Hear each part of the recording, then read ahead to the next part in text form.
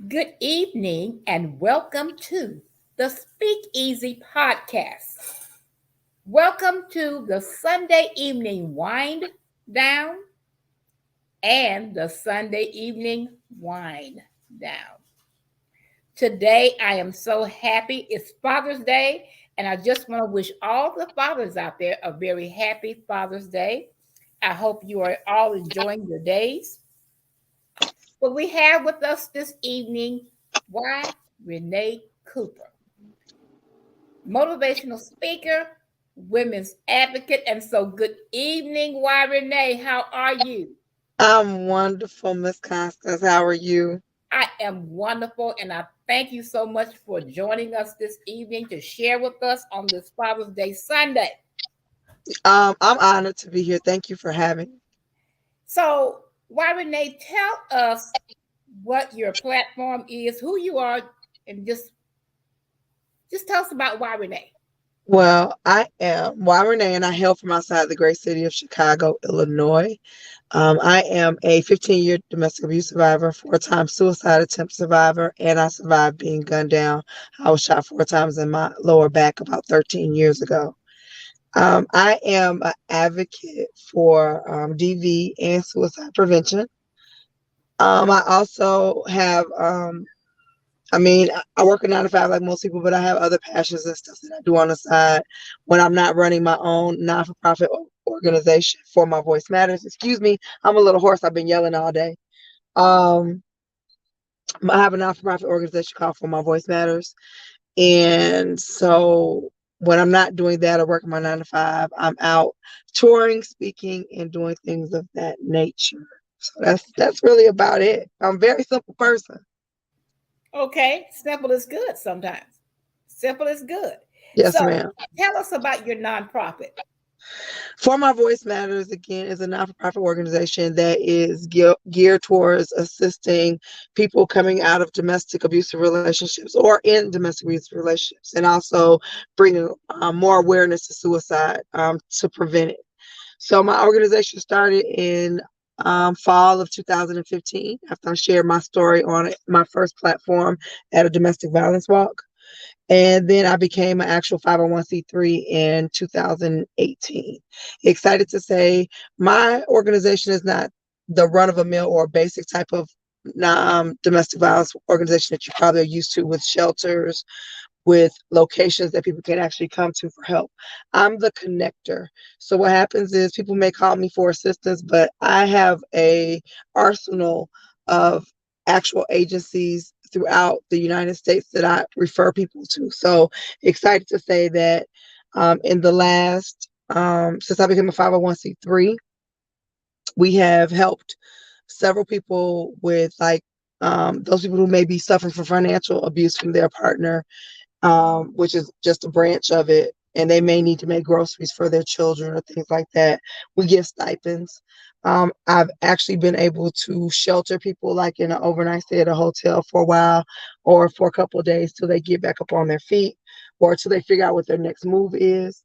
And then in 2020, I started the Harriet Tubman Underground Railroad Initiative, which we've actually helped so far believe it's 4 families to relocate from wherever their situation was that did not want to keep them there. We actually helped them move from either within the state or from one side of the country to the other, whether it be with a moving van, plane tickets, first and last month security. So those are the things that my non-for-profit do. So like I said, I'm just a connector. So that means basically people I'm like the go-to person or the middleman. So if you have an agency, then I'll refer someone to you, especially if you have a shelter or if you have more resources than I do. So that's what I pretty much do for My Voice Matters. Okay, so how would one find your organization? How would we get it? If someone needed services, how would they reach that? I'm going to post it here on the banner so that people Okay. can see it. So the name of Right your now, organization again. it's the number 4, My Voice Matters, NFP. Um, right now, the best way to find me would be on Facebook. For My Voice Matters has a page. I'm doing some revamping. I had to change my website domain, so I'm in the process of adding the For My Voice Matters page to my regular website, which is www.renacoopper.com. That's yreneecooper.com. And what else? All my information will be on the website, or either, like I said, if you hit me through Messenger or on on the Facebook page for My Voice Matters.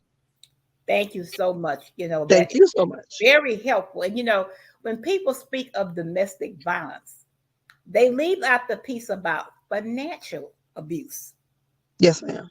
because that does happen.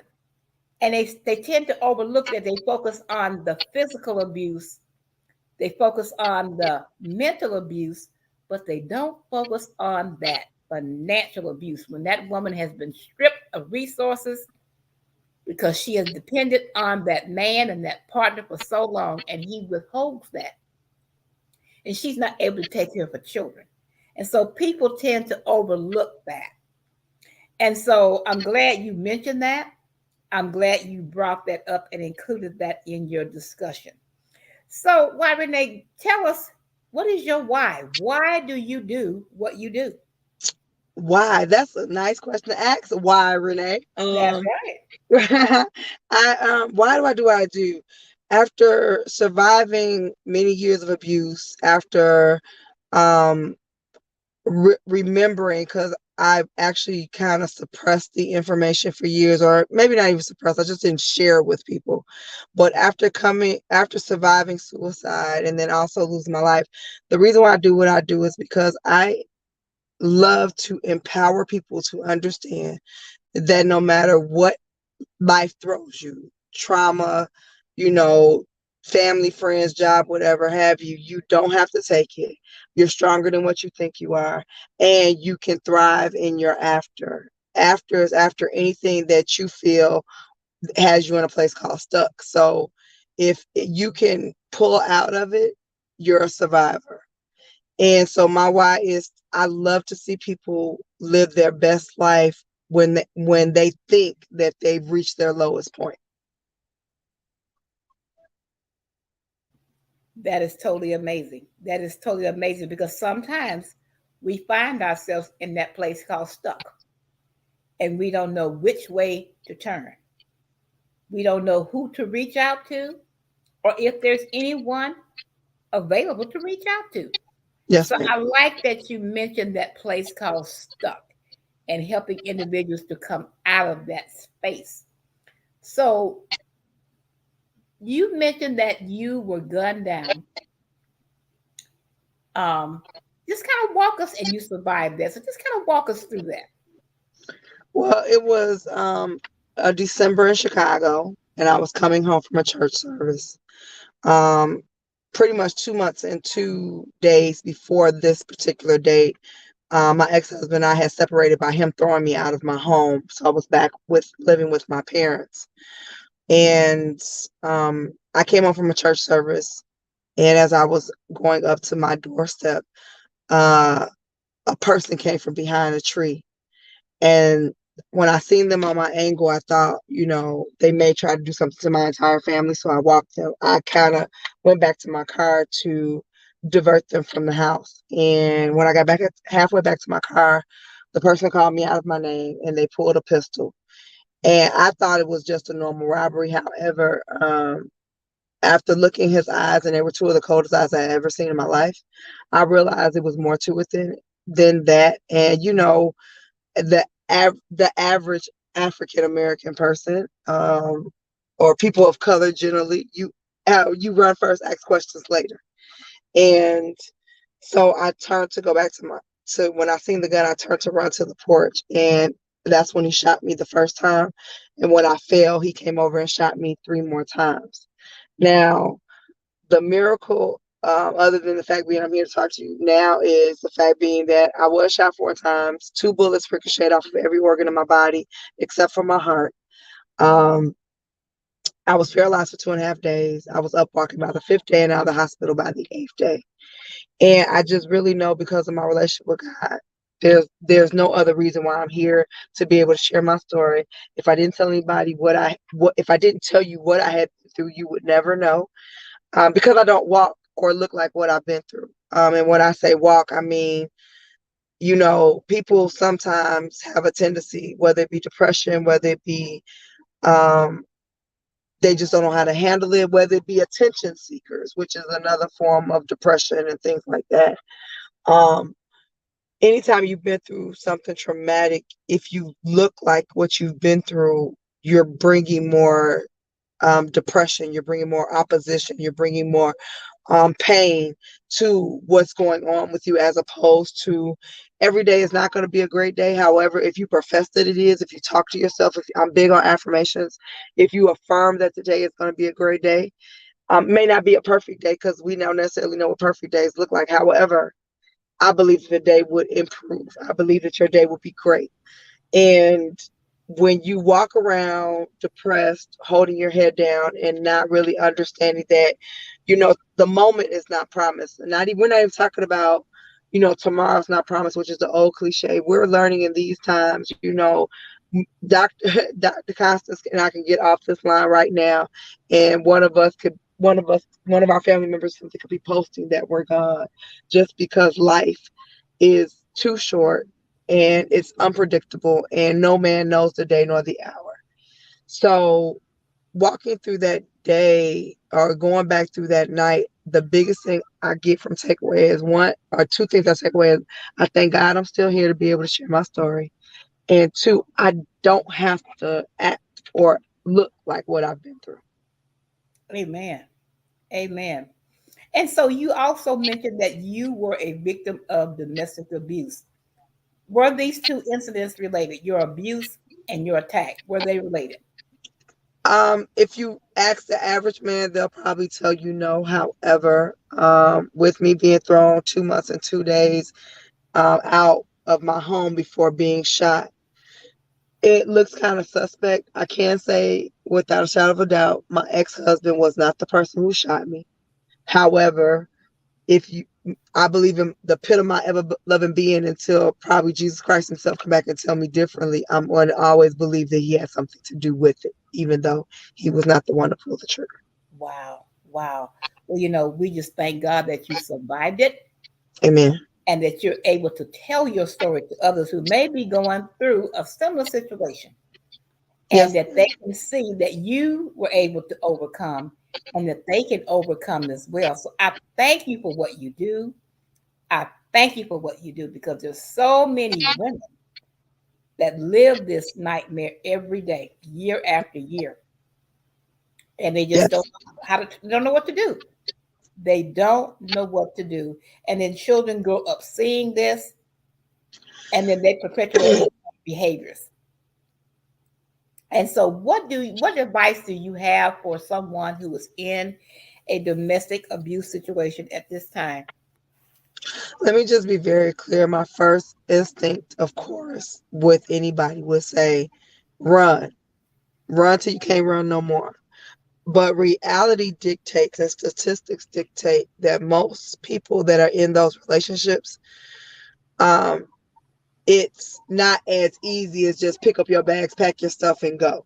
It's not that easy. So I tell people all the time, if you're in the abusive relationship and you have to want to be ready to go. Don't let anybody make up your mind for you. And the reason why I said that is your family, your friends, and everybody could want what's best for you.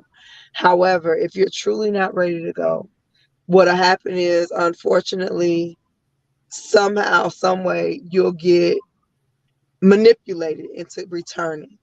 So I always tell people, be sure this is really what you want to do. So you don't want to go back and forth. Don't let anybody make your mind up for you, because you have to be ready, because so many things are going to change. Also, for those people who are the family members, the friends, or the acquaintances of the victim, hopefully to turn survivor, man, don't be judgmental. The whole I would never do that if I was in their shoes, this, that, and other, that stuff, it goes right out the window. I always tell people never say never. Because I can honestly say, me speaking, Coming up before I met my ex-husband, it was I ain't never gonna let nobody put their hands on me, yada yada yada. And I was somebody who was known in school and by my friends as a strong individual. I'm not gonna say I would fight at the drop of a dime, but I ain't had no problem, handling business if necessary. And when these same people who I went to school with found out after the relationship was over with about me being a victim turned survivor, they were like they could never see me putting myself in that type of situation. I would be the person that, and plus that was something I said. So never say never. And please don't judge the person who comes to you, or even if you suspect it and find out. They're scared because they're embarrassed, because they're fearful of what their mate may say or find out. They don't want to be judged by family members and things like that. So if you're going to be the listening ear and be a support system, be just that. Know you want to give your opinion, know you want what's best for them, but until they're ready to talk about it, till they're ready to take action, at least if they're coming to you, confiding in you in some shape, form, or fashion, because most times, I would say at least, this is Renee's statistic, probably like 95% of the time, they're embarrassed and they're fearful, so they don't feel like they have anybody they can talk to. So if you're being that listening ear and not being judgmental, just make sure um, you're very supportive, to say the least. And anybody going through, if you can and you're ready, there's a National Domestic Abuse Hotline that you can call, or there's your local congressman you can call, or if you need to reach out to For My Voice Matters, I can always direct you to a number and help you get the information that you need to help you to be successful in your flight. Wow, that is amazing. So I have all this information on the little ticker running below here so people can see it. But I'm listening to what you say, and you said that you were always a strong person. You had no problem handling business when you were growing up. So walk us to what was going on. I mean, how, you were a strong person, you're with this person. I'm sure you thought they were Mr. Wonderful. How Kind did you go from that strong person to a state of being a victim? of 99.9% of the abusers are narcissistic people. My ex-husband, and this is for women, not all women, but I would say probably most women. We're emotional creatures by nature. We want to love, we want to be loved, but we love to nurture. So when narcissistic people know that and they play on that stuff, that's how they weasel their way in. So I could say my ex-husband, at the time, he wasn't bad on the eyes. He was very charismatic. He was concerning, and we were together about a year, maybe a little bit over a year by the time the first abuse happened. And the typical person, I'm not gonna let him put his hand on me again. I'm done. I'm done. I'm done. I actually stood strong for 3 weeks. I didn't talk to him, didn't accept anything. He started sending flowers and apologizing and then talking to people. Not necessarily telling people what had happened because I didn't tell anybody either. But um, that whole, we just had a falling out. Could you help me get it back together type stuff? And he knew I wasn't gonna tell, and he wasn't gonna tell nobody he was jumping on me either. Or that not even jumping on me at the time that the slap happened. So for me, and I tell people all the time, you don't fall in love with an abuser. Meaning, if I'm walking down the street and I see this guy abusing somebody, I'm not gonna stop him from beating on a girl and say, "Hey, you know what? Quit beating on her. Come date me." When you meet somebody, you don't know they're an abuser, and the way they do things, it's not until you well in and they know they kind of in your head. They got you. They in your head about stuff. So my ex-husband was definitely in my head, and it took me a while because I'm also a woman of great faith and I believe in the institution of marriage. So I struggled not only with the fact being that I was being abused, my ex-husband was an adulterer, but I was beating myself up with my understanding at the time of what covenant was, the covenant I made between my ex-husband, myself, and God at the time. I was more afraid of breaking the covenant with God than I was my own safety or my own livelihood. Wow. Wow. Wow. So did you seek any spiritual guidance at that time? Or you just kind of kept everything to yourself? I was in I went and joined my best friends and husband, my two best friends, their church. I joined their church right after I got out the hospital. But they prayed with me, they talked to me. However, spiritually help on that level, no. I ran into some issues about maybe because you may be asking. I'm assuming this is the next question you're going to ask, but I ran into some trouble when I went back to work as far as my mental. So I was diagnosed maybe 6 or 7 months afterwards with post-traumatic stress disorder. So after that, I needed to seek professional help, and in the midst of getting the professional help, I still can't stay connected to my church family. Okay, great, great. And so what I tell people, a lot of people seem to feel that church and mental health counseling can't coexist. That is not true. That is not true.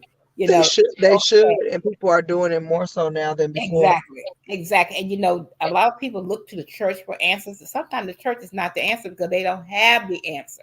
Right. And that's where the professionals come in. So I'm glad you said that. I'm glad you highlighted that. So, what is coming up next for Why Renee? Oh, wow. So, the Level Up Tour 2022 will begin on Saturday, June 25th. That is our first city of Baltimore, Maryland. The Level Up Tour is a tour for aspiring and emerging speakers. And we offer some coaching, some different things, packages, but it's an opportunity for you to grace a stage.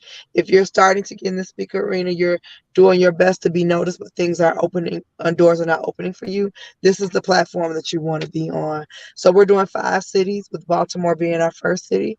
Then we're doing Jackson, Mississippi in July, um, Chicago, Illinois in August, September, Charlotte, North Carolina, and Atlanta, Georgia is in October. For Wow. more information, you can go to the website and there's a tab that says Level Up Tour. Okay. Okay. Great. So that is so exciting. I'm So excited. exciting. So we both were on stage together in Paris. Yes. So do you have any other plans for international speaking engagements? Actually, I just got back from Mexico. I spoke in Mexico this past weekend at a mastermind. Okay. Wow. Wow. So, but that's a part of a team that I'm on. So, I mean, but it still counts because I'm over there coaching and things like that. Okay.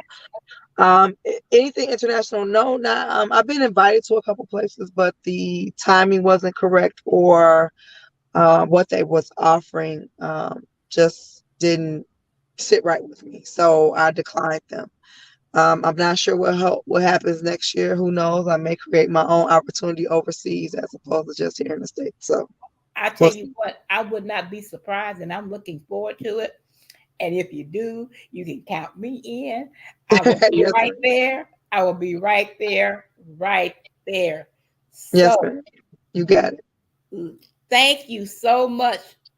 Why Th- Renee Cooper, domestic violence and mental health awareness advocate, motivational speaker, and women's advocate. I thank you so much for coming today, sharing your story, um, just teaching and showing women that they may be in a place of stuck, but they don't have to remain stuck. I appreciate you so much for that. And again, to all the fathers, happy Father's Day. And for those mothers out there, like myself, who serve that dual role of mother and father, I commend you as well. Enjoy your day tomorrow as well, because you should be celebrated too, because you did that thing all by yourself and with the help of God. So until next week at the Speakeasy Podcast, God bless you. Happy Father's Day. Enjoy your week.